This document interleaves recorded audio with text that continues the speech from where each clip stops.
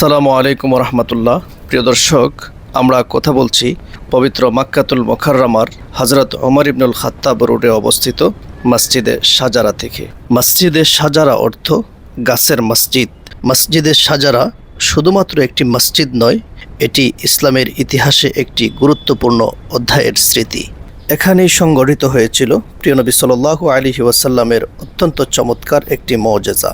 একবার এক আরবি লোক প্রিয় নবী সাল্লাল্লাহু আলাইহি ওয়াসাল্লামের কাছে একটি নিদর্শন দেখতে চাইল। তারপর প্রিয় নবী সাল্লাল্লাহু আলাইহি ওয়াসাল্লাম বললেন, ওই যে গাছটি দেখা যাচ্ছে তাকে বলো যে নবী সাল্লাল্লাহু আলাইহি ওয়াসাল্লাম তাকে ডেকেছেন।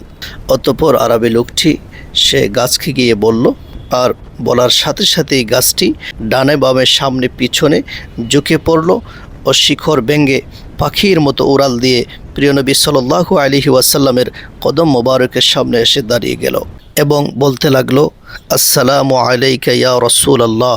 এই ঘটনাটি দেখে আরবি লোক বলতে লাগলো, ইয়া রাসূলুল্লাহ, আমাকে অনুমতি দিন, আমি আপনাকে সেজদা করব। তখন প্রিয় নবী সাল্লাল্লাহু আলাইহি ওয়াসাল্লাম বললেন, যদি আল্লাহ ব্যতীত কাউকে সেজদা করার অনুমতি থাকতো তাহলে আমি প্রত্যেক স্ত্রীকে তার স্বামীর প্রতি সেজদা করার অনুমতি দিতাম।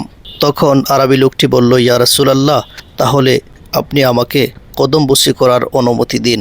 তখন প্রিয় নবী সাল্লাল্লাহু আলাইহি ওয়াসাল্লাম তাকে কদমবুসি করার অনুমতি দিলেন।